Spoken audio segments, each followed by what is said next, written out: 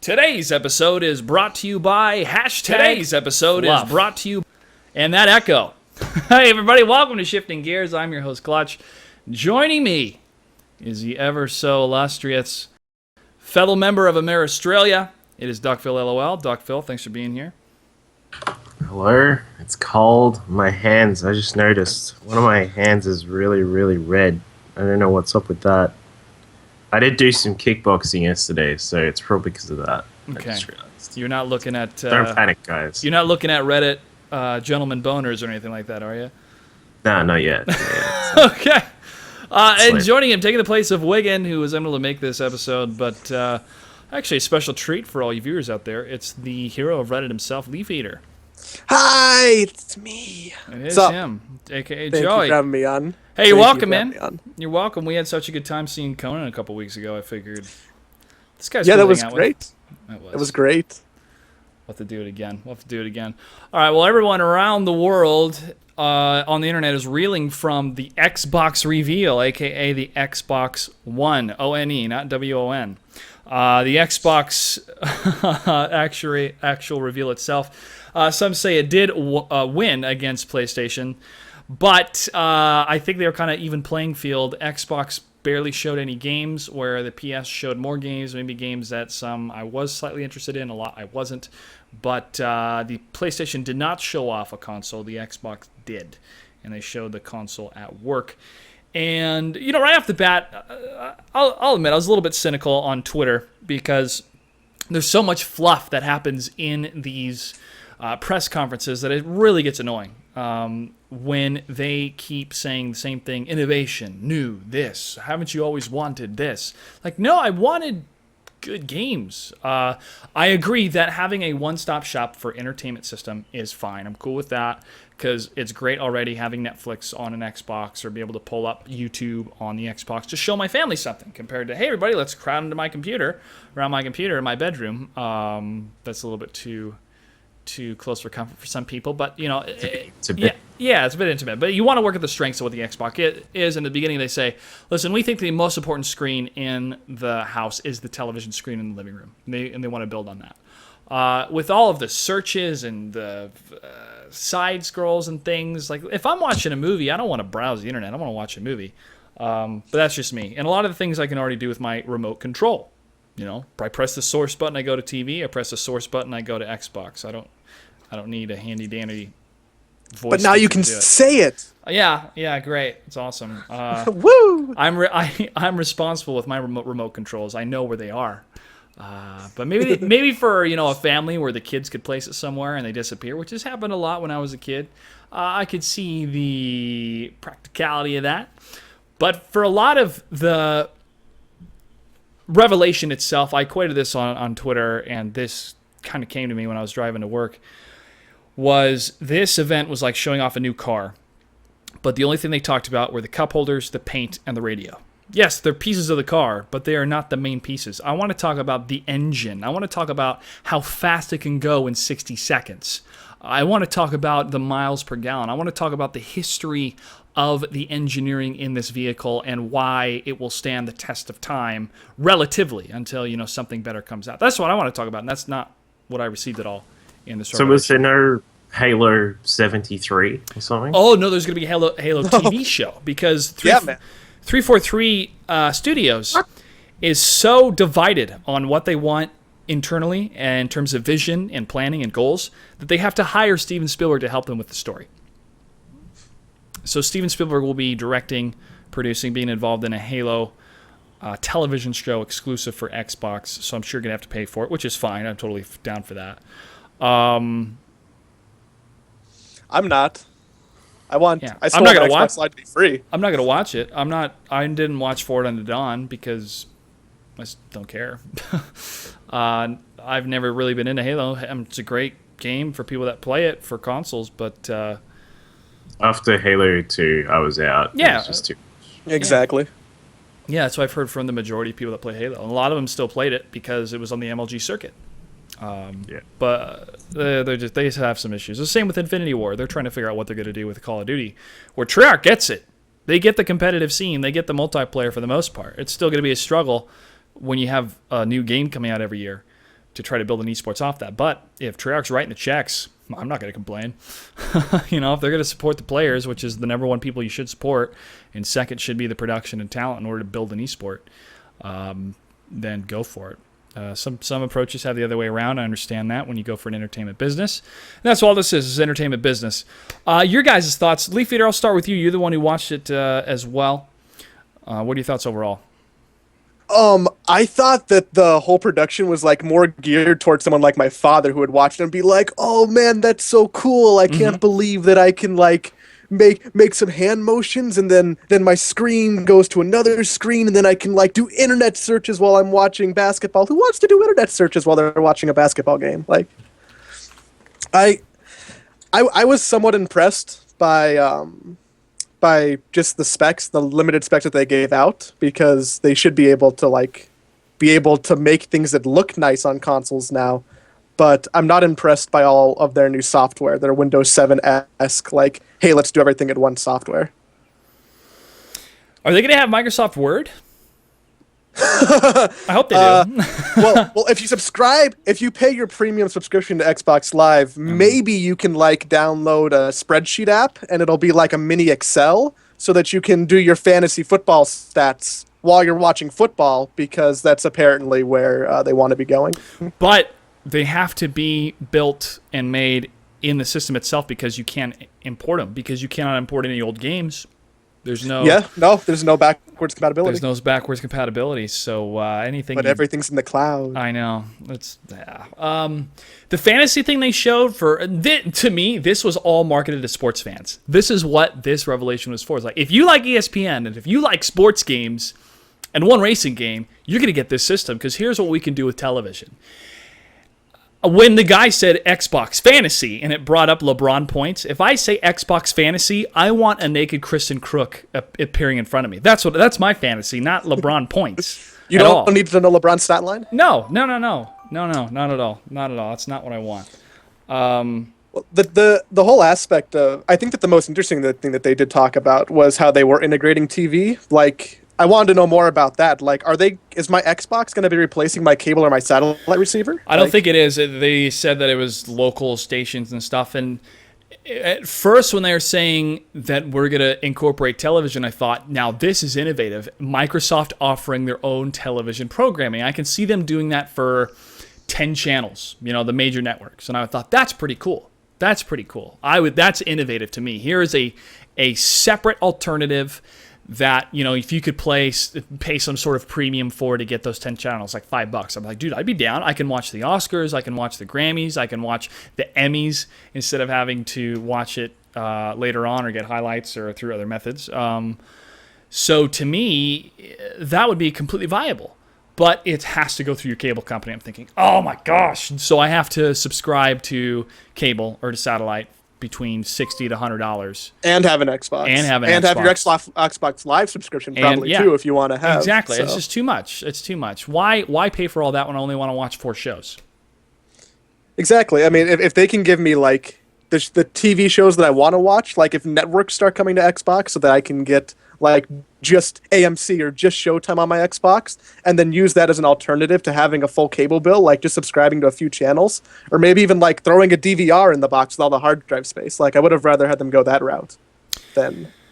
What is it like in Southern America, Australia there, Duckville? What type of television programming do you have? Do you have to have big packages with hundreds of channels? When it comes to, pay TV, aka cable TV, what you guys have, there used to be 2 big players, both run by, both run by the 2 main, what are they called? Oh yeah, by the 2 main phone companies. I actually just totally forgot that they were called phone companies for a minute, because no one uses a phone anymore. Yeah.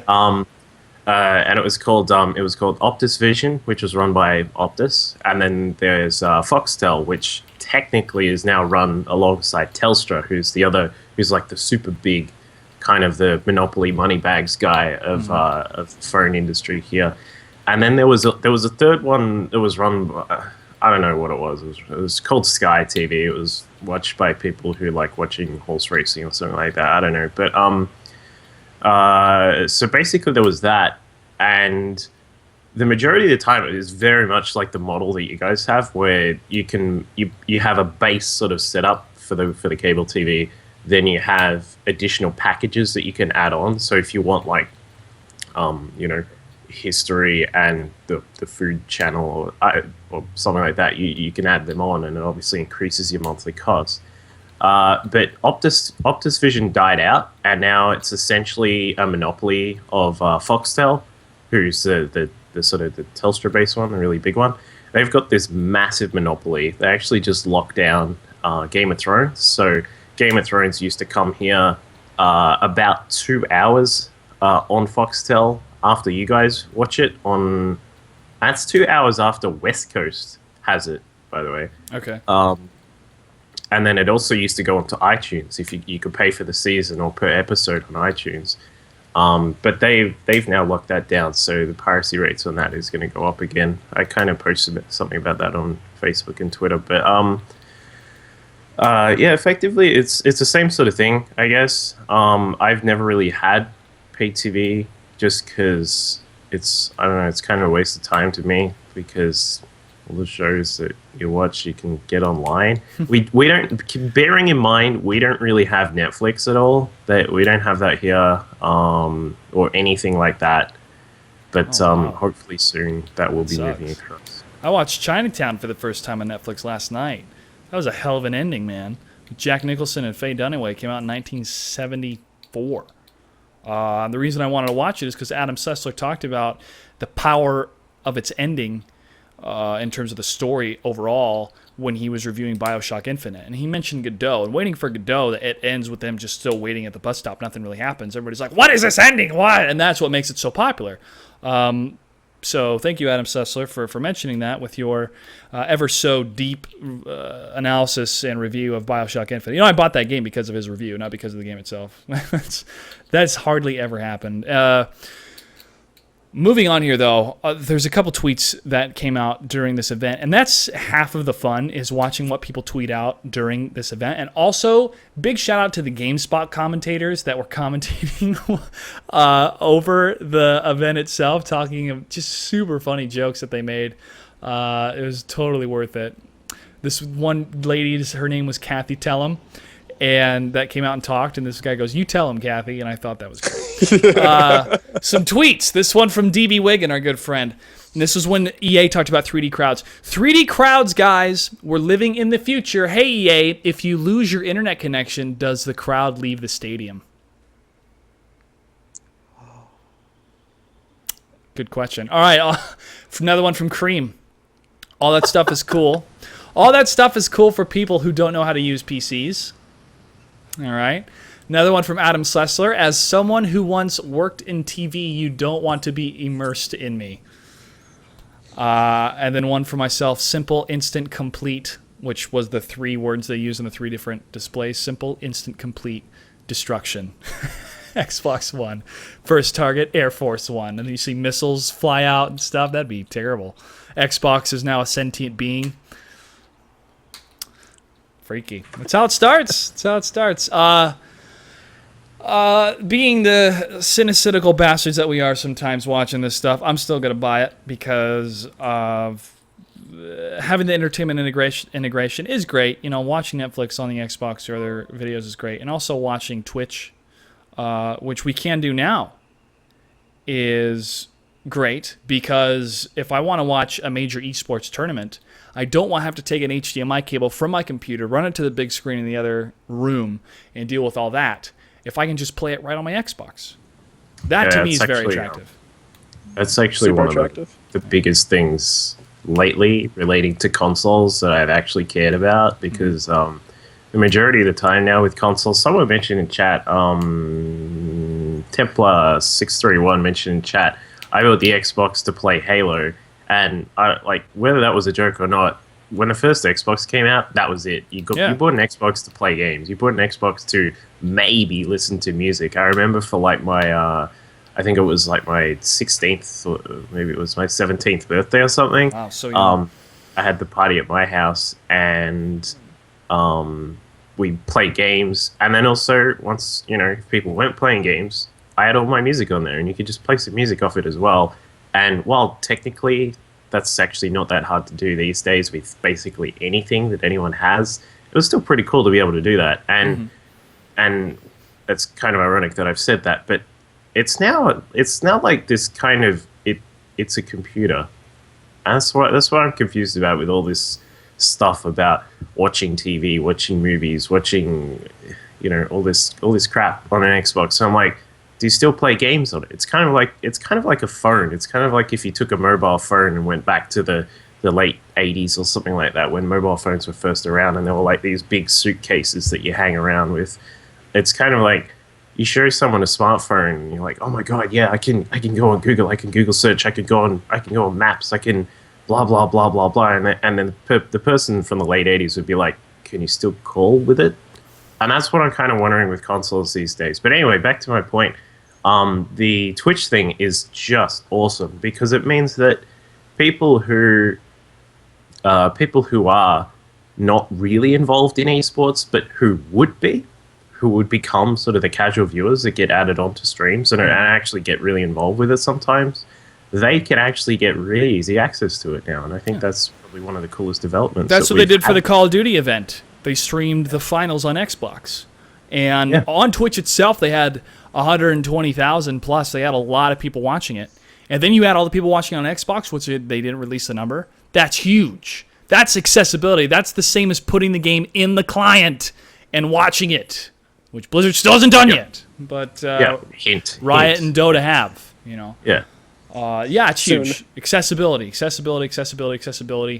That's why Arrested Development's getting another season on Netflix, ladies and gentlemen. That's next week. Can't wait. Because the accessibility of the show, even though it's already been over and was canceled on Netflix, grew. And that's how I was able to watch it. It's accessibility factor, man. Which is why Hulu sucks, because they don't allow House at all. They don't allow House. They don't have House on Hulu anymore, which I wanted to finish the season. So that's fine. Anyways, going off on a tangent here. We're going to shift gears and talk about Nintendo Let's Play videos, unless you guys had anything else to say about Xbox before we move on. No. I think I'm good. All Wait right. till E3. All right, cool. E3. Wait for the games for E3. A friend of mine at work said, you know what? They could have released everything, but then what would they have at E3? And I was like, how dare you use logic in this? No more Nintendo Let's Play videos. So, from my understanding of what I read in the articles, Nintendo wants to control the advertised content and product placement on any of their products, so they're not going to allow people to use AdSense or Google AdSense or advertising on any uploaded videos. They're going to have their own ads if they choose to do that format. In other words, you will not get paid anything by uploading videos of you playing Nintendo games. That sucks. It's a terrible move in regard. Well, it's not.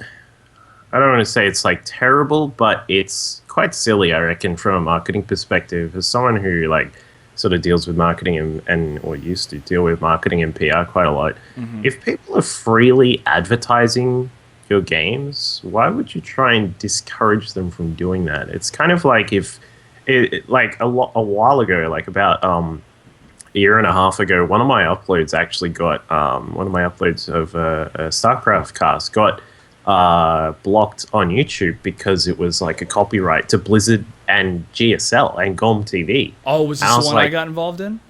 Yeah. And I yeah. was like, what is all this about? And it'd be kind of like if that was a regular occurrence and Blizzard was like, yo, you can't cast that stuff. It's not like official WCS business. It's like, why the hell would you do that? What you want people seeing what your game does. You want people seeing that people play your game for money, blah, blah, blah. And it's like, this is really stupid. But I don't know. It's really there's a number of games I've checked out, like XCOM.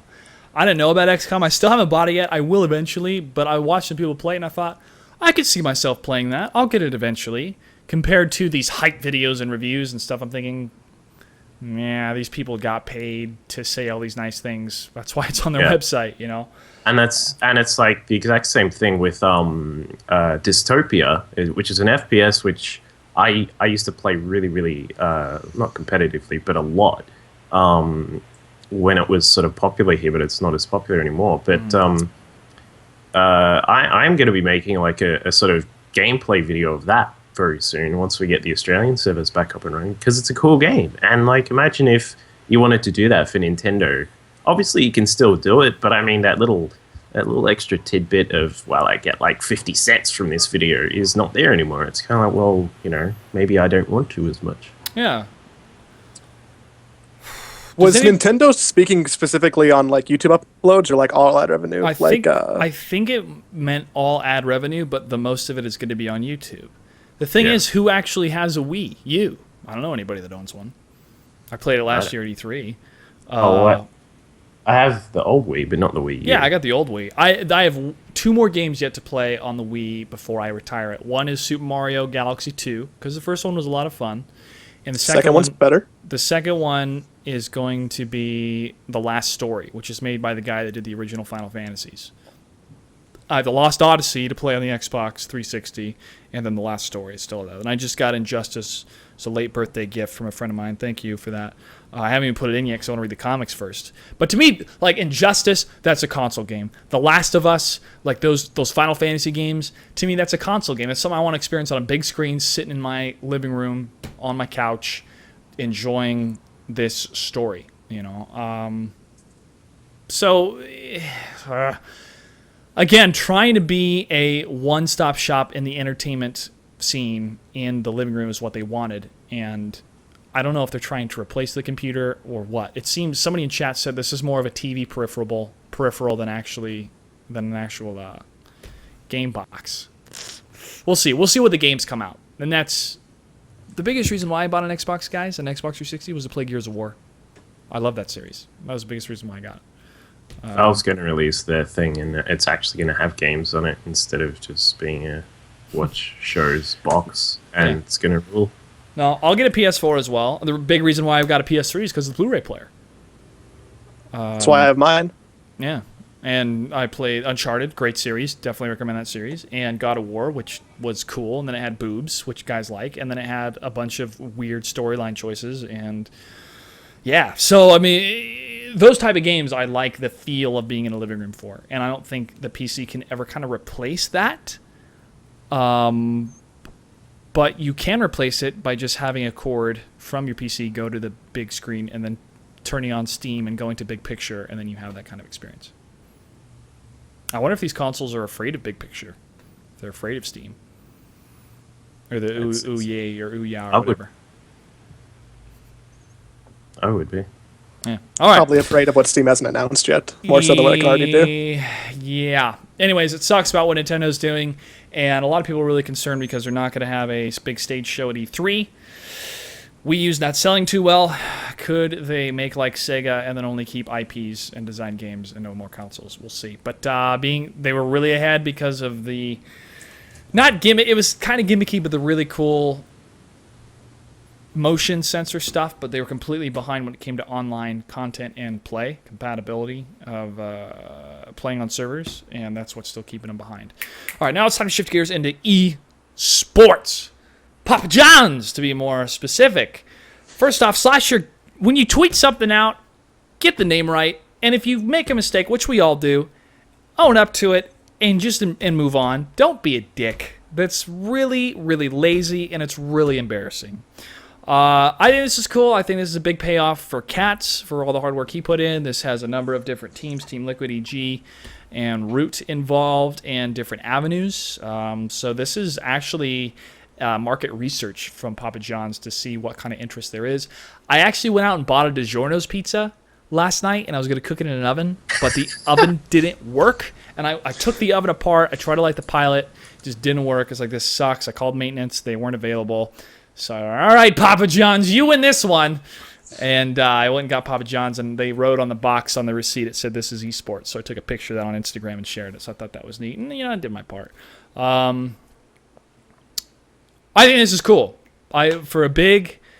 This is a big corporate potential sponsor that sponsors big teams, NFL stuff, NASCAR stuff. NASCAR is the second most watched sport in America.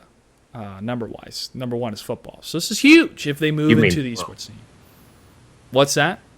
You mean the world? I mean, yeah. Well, soccer is number one, or football, as you call it. No, in I South I was America. making an America the world joke. Yeah, it's not yet. We've colonized a lot of different places. Anyways, Leaf Eater, you even had a Reddit post for a competition to see who is gonna land a prediction there for, I believe, the GSL or Korea Premier League or whatever we're calling it now. What do you think overall of this Papa John's? Codes Premier, or whatever they're doing in Korea. What do you think about this Papa John's thing? And is your promotion still going on? Well, I gave away my pizza this morning. Someone in Miami, Florida, was very happy. They had dinner on me because they guessed almost exactly the GG time of the first game last night. It was kind of unreal. Were they party all night till the heat is on, all night in the stream till the break of dawn? All night. All night. I never do that again. Yeah. I'm going to Miami. Bienvenido a Miami. That's right. I sang that song in junior high school in front of my choir. Anyway, keep going. Yeah, like I was really excited, just like everybody else, to hear the Papa John's thing. Like, I mean, I spread it as much as I could all over the internet and just trying to do my part because it's awesome. But I'm still a little skeptical about some things. Like, I really don't want this to just be a one-off thing, like where they're like, oh yeah, we can just throw some coupon codes over here, like every now and then. Like, there's a fan base we can tap. Like, I hope that they get the numbers and the response that they see to have Papa John's do more in the future. Yeah, I think so too. Duckville, you're unable to participate in this because you live in South America, Australia, not North. So sorry, buddy. Otherwise, I'd ship you some pizza. But feeding off this, since you've been one of the most active online users in the world and one of my main contacts when it comes to Southeast Asia updates, has there been more interest from bigger corporations in Australia in the world of esports, or is it still small, low-key stuff and more peripheral type sponsors? It's hard to say for me exactly because I'm not necessarily in one of the sort of more managementy sort of positions, but I would say the sort of the local arms of electronics and peripheral kind of stuff actually do invest quite a lot. Like we see like Snatch at TT eSports over in Singapore doing a lot of work with like Tasis and Artosis getting all their TT eSports stuff out. The TT eSports guys here do a pretty decent job as well.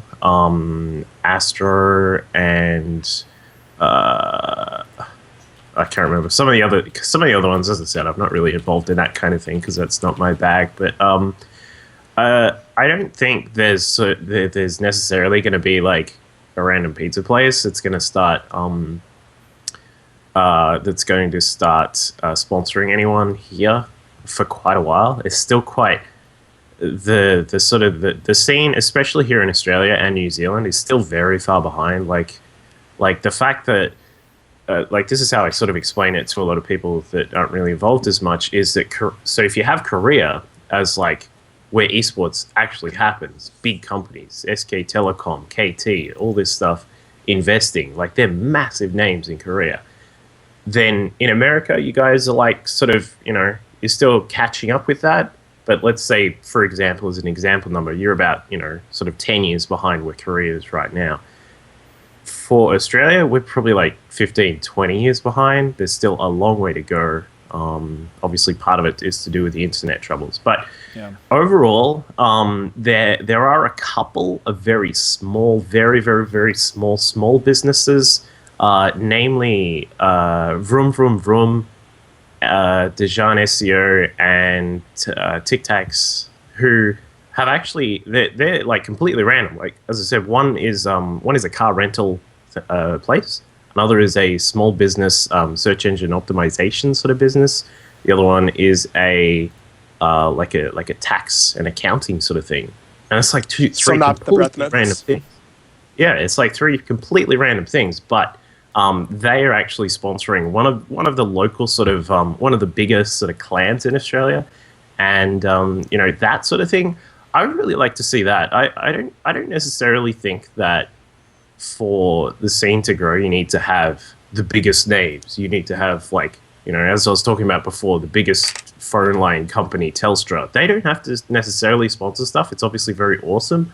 But if there are a lot of other businesses that recognize that it is a pretty decent investment, and at least, depending on the situation, a cheap investment to get a nice return on investment there, it's actually pretty cool. Like, you know, so...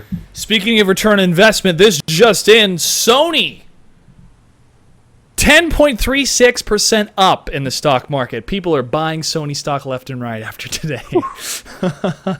All right, moving on, because we got a lot more things to cover here. But thanks for that insight, Doc Phil, as always. WCS. I've hardly watched any this week because I've been really busy with some other things. Caught what I could. Felt bad about Axel Toss being sick, but when you're sick, dude, don't touch the players. Rule number 2 of hosting. When you're sick, don't touch anyone. And also, MLG, I know you guys got some makeup, some powder over there. Get some. I'm a big advocate for just using a little bit of powder to get rid of the shine there. And I would always get shiny sometimes, and they would tell me, and I try to put some more powder on and stuff. It's just those little things that make it more professional when you are sending out those VODs to money, to major sponsors, you know. Shiny like a Thunderbird. Yeah, something as simple as makeup can go a long way in your guys looking good. But, you know, hats off to those guys there. It's tough locking it down, just 2 people doing interviews and commentating. But not too shabby of a show from what I could see. I haven't really followed anything other than Sen defeating Nestea and then Alicia defeated Nestea. Is that right? North America? I don't know. There's nobody from North America playing, so I kind of lost interest. Snoot, he's an American, right? Yeah, sure. I mean, Nestea created the universe, so that makes him American. Yeah. No, it's been really busy with some things, but you guys watched any updates, Doc Phil? What do we need to know for WCS? Besides Moonglade, how did Moonglade do? Is he still playing? They're not on yet. Apocalypse just won the first game against STC. Is he still on Quantic?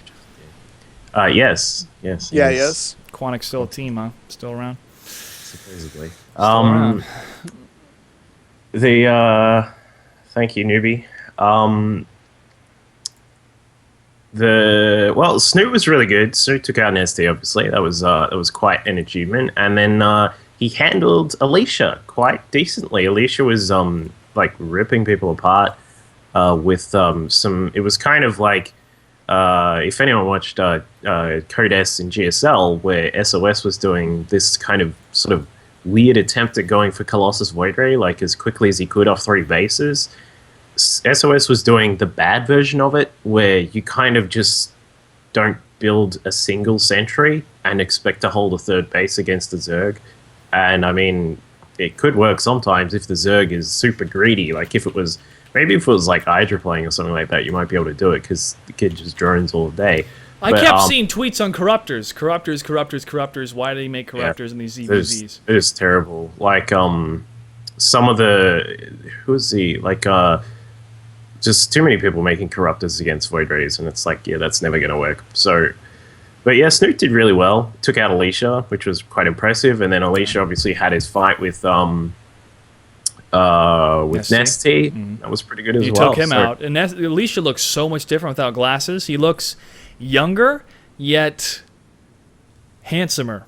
Does that make any sense? Like, he looks totally different. He looked... maybe it's because he's more confident in front of the camera now. Yeah, maybe. But I thought, whoa, Alicia, gosh darn, man, got to beat off those ladies with a stick. It's crazy. So today it's the round of 8. 16. We're still in the round of 16. Okay. Yeah. All right. Group B. So today, yeah, Apocalypse, STC, Crank, and Moonglade. Which, as I mentioned, we're into game number 2 between Apocalypse and STC. Yep. Europe is still happening. Korea is still happening. I saw some people saying that the Europe production was great. Good for them. Sorry, guys. I have not been able to watch a whole lot of it. Anything we need to know from Europe? No idea. I didn't get to watch that either. All right.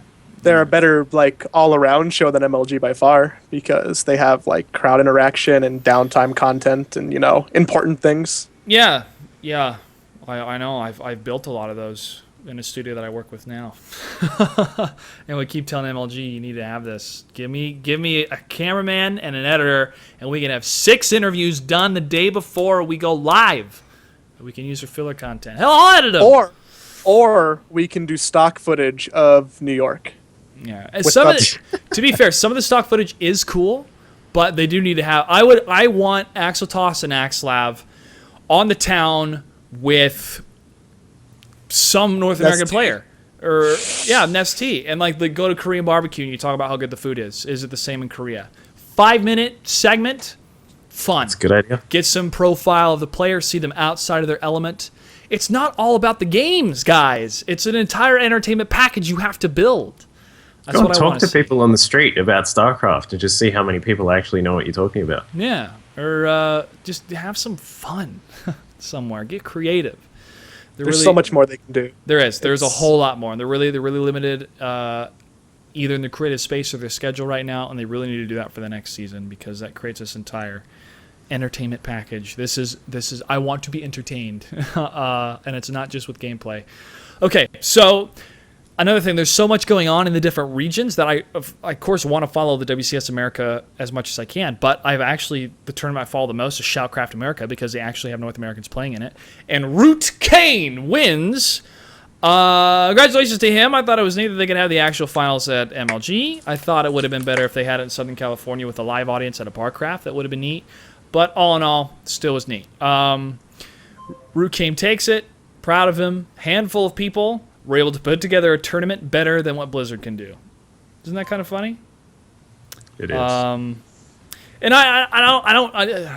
okay, let me take a step back.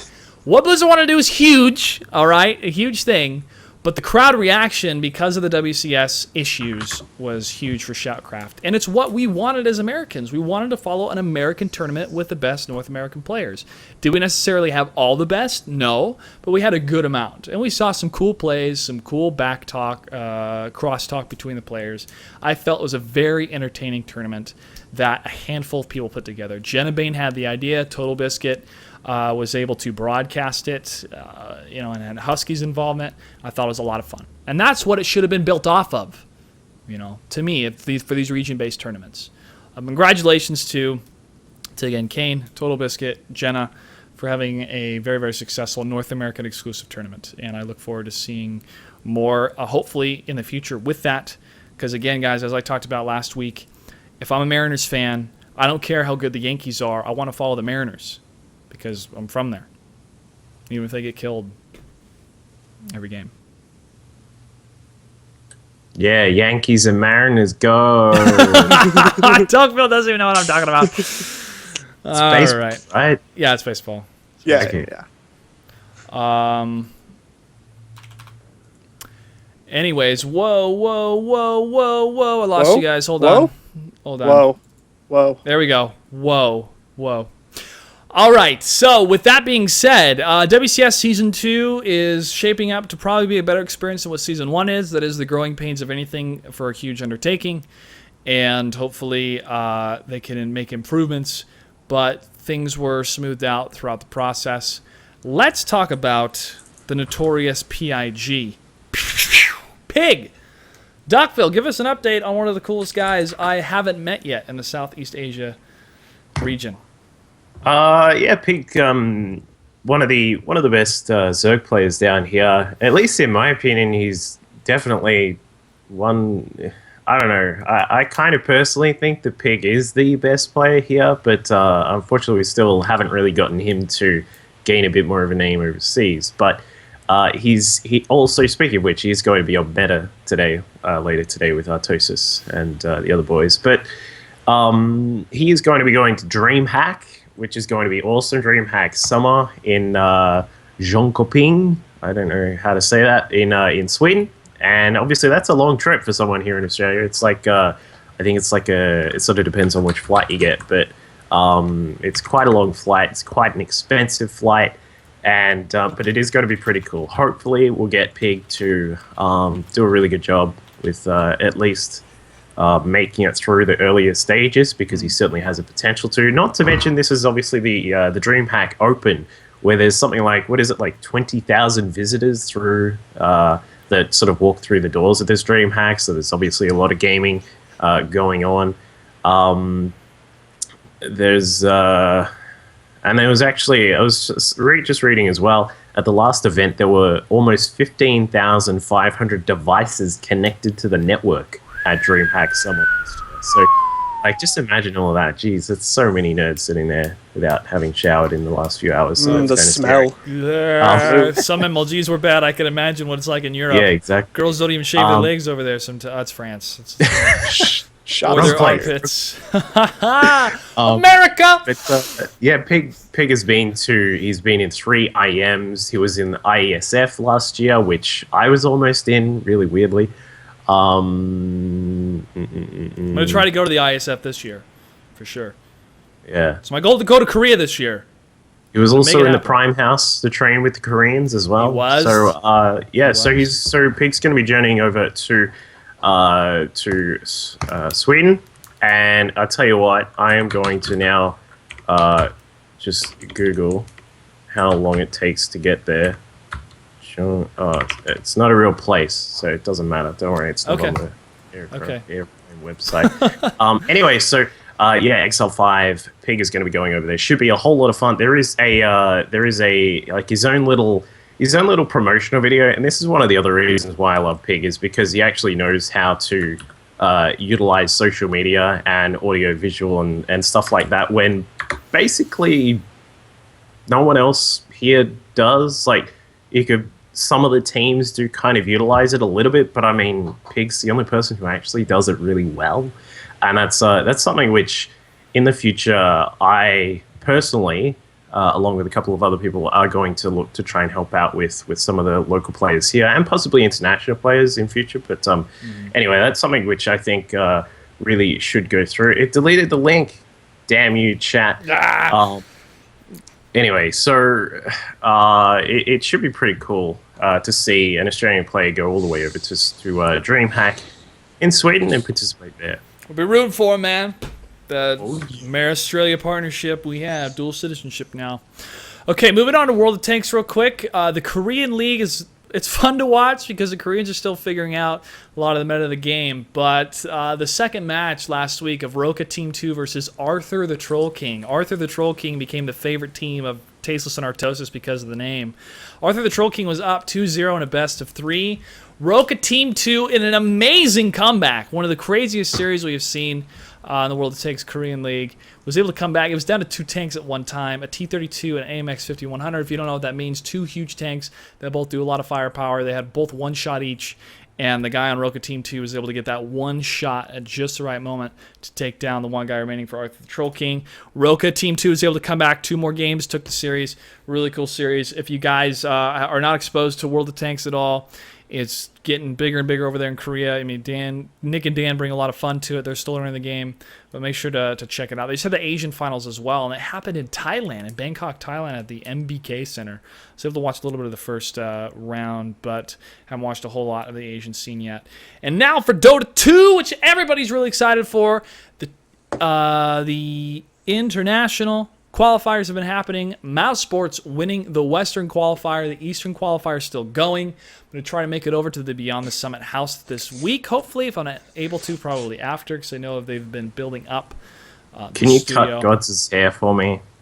Yeah, Looks sure. like he's got a koala on his head. Yeah, I'll cut. But then not too short. Like, he's the man of many Not cuts. completely shave it. Not completely shave it like don't it do was that the again, other guys. time. It's like, ah. Yeah. Yeah, sorry, just to go back for a second, I just finally found out where the place was you go to Sweden. It's a 31-hour flight. 31 hours. What? Yeah. We got to work on time. Because you got to go. Well, basically, most of the flights go through. They have to go through Heathrow in London, and also the cost of the flight is $2,600. Robert Olin, you help out that man right now. Yeah, that's what I'm thinking. I'm thinking we're gonna tweet this guy and say, "You better pay for this, you crazy Viking." Anyway, yeah. International. What were we saying? International. Yeah. Western qualifiers, God Pretty save. crazy. Yeah, Drow got picked. I was happy about that when you tweeted it. That was Easton yesterday. I wasn't able to watch much because of scheduling, but Good Studio did a good job, I heard. They had a lot of fun doing it. And Beyond the Summit, every time I tune in, it's only the pick screen, the pick and ban screen. I'm like, show me Studio, guys! I want to see what it looks like. I'll get a first-hand look. I'm also going to cut Purge's hair, because he needs a haircut. Leaf Feeder, you haven't talked in a while, man. Your thoughts? My thoughts is that, I've been losing silly amounts of sleep because I've been trying to watch both the West and the East qualifiers. And if you're living brave. I know it's a lot, but if you're living in Pacific time, like the West qualifiers started at like 5 in the morning, and now the East ones run from like 3 a.m. to 6 a.m. So it's like prime sleep time. I feel bad for you. Yeah, you probably have it great. For West, it was kind of difficult. Well, for me at least, because I'm normally a very early person. It was kind of about sort of 10. Wait, no, it was later than that. It was like 12 a.m. till about 4 a.m. or so. Just because, yeah, it's in Europe. And then East starts at about 5 p.m. my time, so I get to have dinner and watch some Dota. It's pretty cool. Nice. You know, it's funny. Last year during the internationals, when I moved back to my parents for 2 weeks because I left where I was living for college before I moved out to California, and I turned on the big screen, the international. My dad's like, "Hey, what's this?" And I go, "Oh, this is the international Dota." And he's like, "Huh?" And I told him, "Oh, it's in Seattle." He's like, "Oh, cool," because that's where we're from. That was about it. So, yeah, it's crazy. That was a year ago, almost August. Yeah, just so like a quick. Mouse did really well. I thought Empire in the West qualifiers were quite disappointing, but they did have a reshuffled team. Empire's they had some trouble. They had some trouble with their team, and I think they can bounce back. Bit of a reshuffle. Also the EG disappointment of day 2. Yeah. Group 2. Jeez, they had some almost some of the biggest throws I've ever seen, and that's saying something for EG. Broke my heart. Careful, yeah, man. I mean, careful. They got all that. They're part of the mafia now because they're in league with Papa John's, and Papa John's is Italian, and Italians, mafia. Yeah. So, well, I don't know. We don't have Papa John's here, so I can't tell you if they're the mafia. That's why I'm telling you on this show, so you know, so you and the rest of the Amer-Australians can know. So we saw, what did we see? We saw Mouse Sports 3-1 DD. Dota DD did really, really well initially. When they went through their bracket, they went 2-0 and took out Roxkiss. Roxkiss, I thought, was actually going to win this, the West side of the qualifiers, but they seemingly got stomped by DD Dota in the winners finals, and then got taken apart piece by piece by Mouse Sports as well. So I was quite disappointed in Roxkiss because they've been doing really well. And then, the final was pretty interesting. We got to see Razor come out, which I thought was quite funny because to me and my small little group of friends that play Dota, Razor's actually one of the most useless heroes in the game. Oh, come on! No, he's terrible. Any hero that you just sit there and right-click on is quite terrible. I have fun with Razor. And then, so far in the Eastern qualifiers, Miracle from First Departure has just been insane. Playing on his Wisp is just it's orgasmic. Like watching this kid yesterday during one of his games, they were pushing a Rax down in the bottom, and they took out the Rax, and then his team was falling back. And then, who was it? I think it was like a Magnus or someone else on his team. I can't remember who it was exactly. But he tethered him, relocated back to base. So he took the Magnus home when he possibly would have died. The rest of his team TP's back home because they were already out of there. While he's back at home, Miracle has enough money to buy a Blink Dagger. And then because of relocate, after the 10 seconds, goes back home, blinks into the forest, and then TP's away. And I was like, geez, is this guy Kaiser Soze or something? Because he was just gone. And he was doing it last night as well when he was playing some more Wisp. He's just, that kid is fantastic. He's only like 16 or something like that too. It's like one of these younger sort of kids who's just got prodigies, amazing game sense when it comes to Dota, much like some of the StarCraft 2 younger kids as well. So I believe they did go down to Rattlesnake. or Rising Stars. No, it was Rattlesnake. Sorry. Rattlesnake. As you said, Rattlesnake brought out Drow. Drow Ranger, my favorite hero in the game. Today, at least. Yeah. All right. We need to move on because we got more to talk about. We only got about 10 minutes left. Let's move on into movies. Then we'll talk about shows afterwards. Star Trek Into Darkness was a lot of fun. Really enjoyed it. Probably won't stand the test of time for cinema compared to Star Wars and other films, but it was a good ride, especially in IMAX. I felt that Benedict Cumberbatch played a really good villain. He was cool. The visuals were great, and they had one really cool fight scene, except the directing had too many cuts in it. I prefer longer takes before a cut, man, especially in the action. For example, if you guys saw, any of you guys seen Skyfall, the latest James Bond film? Yeah. Dr. Phil, of course you haven't. You'll see that in about 5 years when they release it in Australia. But Leaf Eater, you remember when he was fighting in the building after that guy did the assassination? He fought the guy, and they were fighting, and it didn't cut at all. They just kept fighting and fighting and fighting. That physically brings you out of your chair when we're watching that, because we as humans watching film, we're used to cuts with action. But when they go for long takes, that's what drives that heart-pounding action, man. And I wanted just a little bit more longer takes for that big fight scene in Star Trek at the middle of the film. The ending was very predictable where it was going. Besides that, I recommend it. People go check it out. One thing that was super funny that happened is Leaf Eater and I, like we said, we went and saw Conan.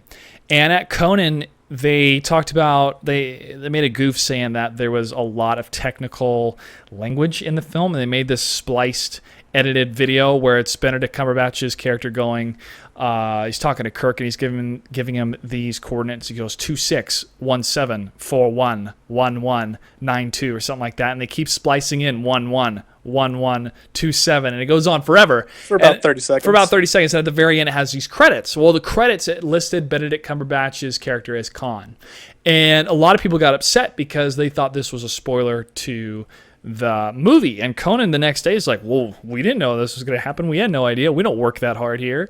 And so Conan says, you should have seen all the other areas where we put in spoilers. And they re-aired the episode in about a minute, and they jumped to different portions. And it's funny because we were there, so we knew the original, or if you watched the episode before, and they throw in a sign that says like Kurt's gay, or they redo the lyrics for Iron and Wine singing. It was super funny, but a lot of people were kind of pissed off about that. Star Trek's cool movie. Go see it. Next up is shows. Game of Thrones. Duck, Phil, your thoughts on that show? Leaf Eater, you don't even watch it. No, I don't. You don't even watch it, so you don't. I don't like the epic fantasy. You don't. Yeah, that's okay. You don't care about spoilers at all. No. Spoil me. Yeah, we're gonna be a little bit spoiler here, guys. Not too much, maybe, but if we are, so be it. It's 2 days later. Show-based spoilers. Whatever. Not spoilers. Yeah. Yeah, I just wanted to clarify that because I know some people. Yeah, just show spoilers, not book spoilers, because I didn't read the books. Yeah. I have electricity, so I'm not gonna read them. Oh, wait, am I the only person who's read the books then? Yeah. Oh, cool. Yeah. Oh, wow. All right, your thoughts on this episode?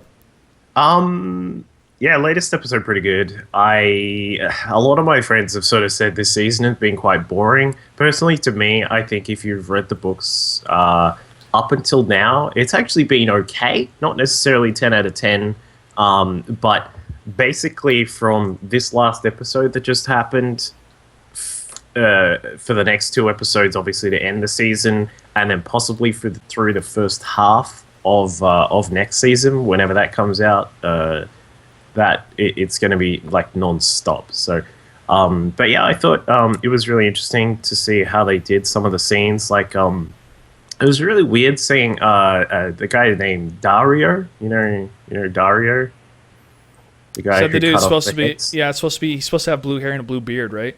Yeah. And I was like, that's kind of weird that he didn't have that. But They went for the model pretty boy look. Yeah, and that was the really odd part about it, because he's part of these second sons who are like these badass sort of sellsword guys, and he's like, I don't know, he looks like Ken or something like that from Barbie and Ken, and it's like, all right, well okay then, but yeah, it was pretty good. Next week is definitely going to be very, very interesting, and I think if I am sort of guessing right for what they'll have for the finale in episode 10, it's going to be crazy. It's going to blow so many minds. We'll see. I thought one of the funniest posts was about the blacksmith guy. I forget his name. And the Hendrick, yeah. And Gendrick with a G. Thanks. That's a very common name. Of course, I know that one. He's having sex with Melisandre before she puts all the leeches on him. And one of the posts was him tied up, and it said, "Doesn't matter, had sex." Super funny. And the Onion Knight at the beginning when he's reading. And by the way, that actor is phenomenal because that's how you learn to read. You keep sounding it out, and then when it dawned on him that even though it was the smallest dragon, it could still swallow a horse whole. How excited he was to learn that, I thought was really neat. And then somebody made a post on Reddit, and it had his picture, and then below it said "Reading Rainbow." And I thought that was perfect.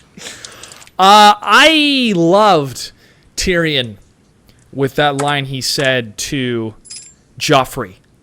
I thought that was great, and unfortunately it didn't last long, and that's where the show is starting to get to, in my opinion, is where we want the payoffs now. We've already seen Joffrey be a complete evil person. We've seen Arya want to have her revenge. We've seen this, we've seen it want to lead into it, and now we're waiting for the payoffs. And so hopefully there's going to be some payoffs in the next 2 episodes. If not, a lot of people are going to start to get like, man, this is taking a while to have some things pay off here. Of course, when we read a book, it takes a while, but yeah, we'll see. Like I said, it has been reasonably sort of the first because this is all part of book 3, obviously, and book 3 is broken up into 2 parts, and so they're doing obviously part 1 as season 3, and then they'll be doing season 4 as part 2 of book 3.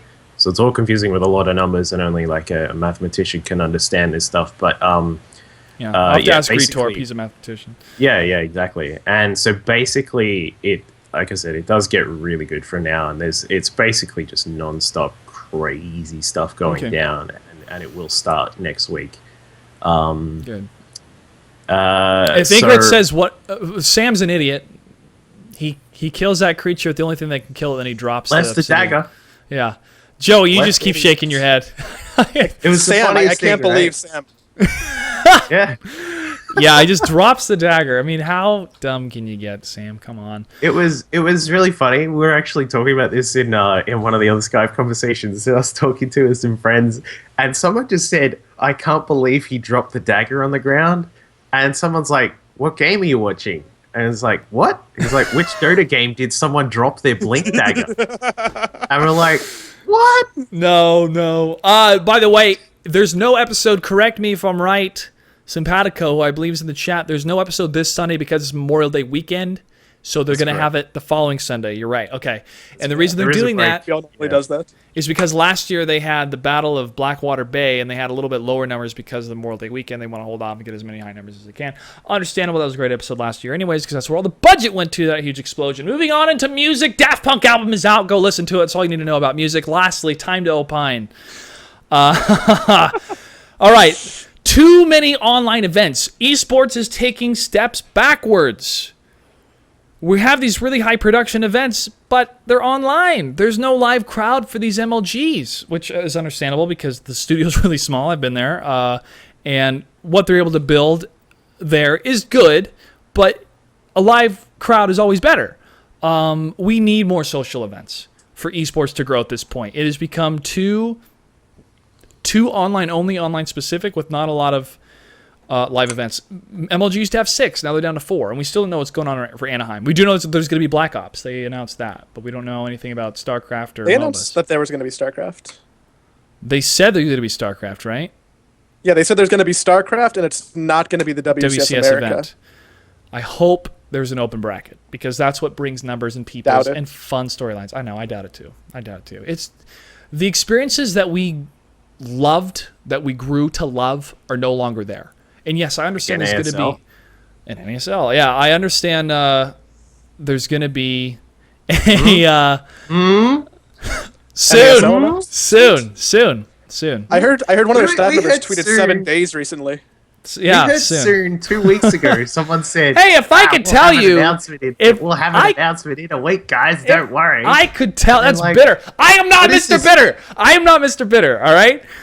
I'm Mr. Bitter right now because I want to know what's going on with NASL. All I can say is soon. It pisses me off because we're having this time to opine. It pisses me off that Blizzard have invested in WCS and they've sort of been like, well, this format is totally not going to break all of the other competitions that go on around the world. Oh, wait, it did. And it's kind of like, well... Doesn't matter, made money. Yeah, well, in a way, yeah. But, I mean, it's kind of like one of the few things, and I have, like, you know, like you guys would, like a couple of friends at Blizzard, and sometimes I just want to sit there and talk to them and say, all right, why did this happen? Why did you do this? Mm-hmm. Why haven't you invested in microtransactions? Why haven't you put a freaking player in the game so that people can watch streams from in-game? Blah, blah, blah, blah, blah. I just want to sit down and say, all this stuff, why? And that's kind of how I feel about WCS. While everything is looking... It looks quite good. Like the Korea and EU, as we're talking about the production and everything like that, looks wonderful. And it's nice to have a very standardized format. But, you know, the fact that this somehow sort of killed off NASL, at least so far, and also not leaving DreamHack in some sort of really good position is really sucky. So, I don't know. Anyway, go on. Oh, yeah, with your NASL announcement. Go on. Yeah, yeah. You know, Duckville, there's a point in my life that I've always been scared of, and that's when I'm not able to speak freely. And I've reached that point to where I have certain NDAs and certain relationships and certain contracts that I can't anymore. And I have to balance out. Can I speak freely, or do I lose my job? Yeah. So that's what it comes down to, man. That's why I have to make that choice. I would love to tell you exactly what's happening. I can't because I can lose my job over it. I can tell you that I do have answers to some of those. Some of the answers I understand. A lot of the answers I don't agree with at all, and I'm completely unsatisfied. And those are answers that, you know, are you talking tough. In regards of Blizzard or in regards to NASL? I can't tell you because that's too specific. You guys already know how upset I am about WCS to begin with, so there's a telltale sign. And how upset we were on the Pulse about what was happening from Blizzard's direction. Yeah, we see how that went away. Yeah, yeah. Listen, it's close, okay? It's close. I wish I could tell you more. A couple months from now, we'll look back on this and laugh. I still have a job. I still get a paycheck. I am very happy where I am. I just signed a deal with Abrams Artist Agency. So, JP, if you would have done some investigative journalism and asked me why I updated my reel, is because one of the biggest agents in Los Angeles just signed me. All right? That's why I updated my reel. It wasn't because I was looking for a job. So, yeah, thank you very much. Guys, Clutch is going to be in the new Star Wars movie. Yeah, possibly. I'm working on it. That's where he'll get his first Oscar. Yeah, exactly. All right? So, big shout out to Joe Rose, my agent now. On that side, I'm repped by Abrams on the television side. I'm repped by EMG on the eSports gaming side. More doors open for the Clutchaton, the Clutch Master, the Clutch Doctor, doing well. So Abrams. Yeah, like Abrams so it's tanks. a big deal. And when I see these people that have this speculation, like, well, this and that, it's like, dude, you have me on Skype. I can give you some answers at least. Stop speculating all the time. Especially when it comes to my individual choices as a career. I still plan to stay where I'm at for a while. All right? Now I'm starting to get heated. I wish I could tell you guys more. Take off my jumper right I wish now. I could tell you guys more. We are so close. We are so close. Trust me on this. I know a lot of people have been patient. A lot of people have been waiting for some answers. They're coming. All right? They're coming. If they weren't coming, then I wouldn't be here right now. I wouldn't be in the same position I am right now, but they're coming. I hope they come from you and not Slasher, because you'll probably get the wording right. Yeah, I probably will. I know the difference between Pizza Hut and Papa John's Slasher. I want to have, back to my original point here, but I'm glad you guys got to opine. I want more live events with crowds. I want to go to more live events. The Call of Duty event was fun. Even though I hardly ever play Call of Duty anymore, it was fun to go to a social event, and I want some more of those. Anaheim is around the corner. Hopefully I'm still able to go.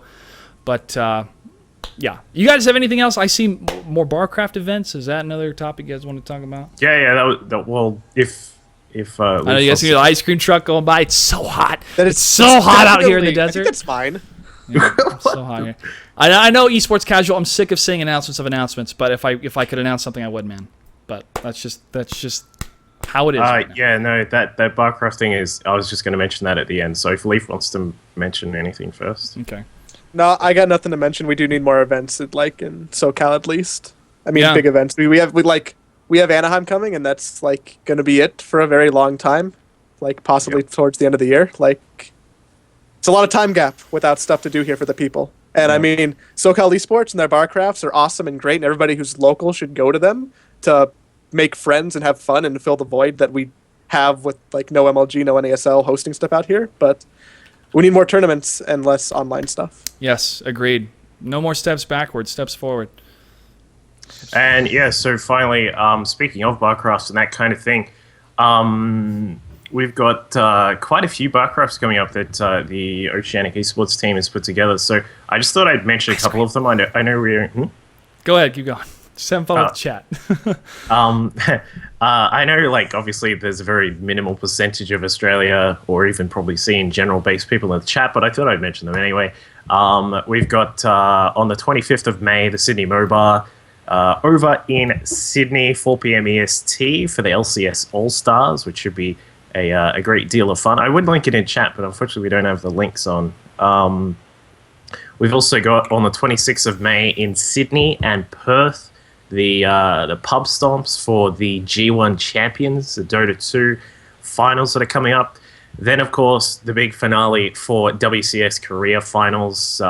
We've also got the biggest Barcraft, of course, over in Sydney, which will be on June 1st, starting at 3 p.m. EST. There is also the Perth Barcraft, which will be going on at 2 p.m. Western Standard Time. So if you are here in Australia, I would advise anyone who are in those particular locations to jump on over and jump into the Barcraft and the pub stomps and the Mo bars and just, I don't know, all the bar things because they're cool.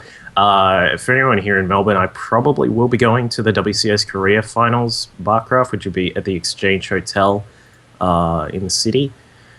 But yeah, so it should be really fun to have some Barcrafts, and like I totally agree, we do have actually a couple of really big really big for Australian sort of events coming up with ACL Melbourne and things like that, and a couple of other events that are along the lines. But yeah, no, I totally agree on a very international and broad scale. The fact that as we were talking about before, the WCS is has kind of limited the abilities of certain people to put together things, but that doesn't mean that people can't host their own little LANs. I mean, it wouldn't be too hard for, depending on how expensive, how cheap things are locally, people can still have LANs. Like, I know it's a thing of days gone. I remember back when I was around about 8 years old, my dad used to have basically LANs with all of his friends, and I used to go and we'd play like Doom 2 and stuff like that. It was really cool. It was really fun. And I mean, in a day where generally everyone is social but it's online, it's you can still do things like LAN, and I think it would be really nice to see not only like major events bring on some more proper LAN events, the offline events, that kind of thing, but also people locally can do that kind of stuff. You can you don't have to have like 7,000 or what is DreamHack, 20,000 people coming together for the biggest LAN in the freaking universe.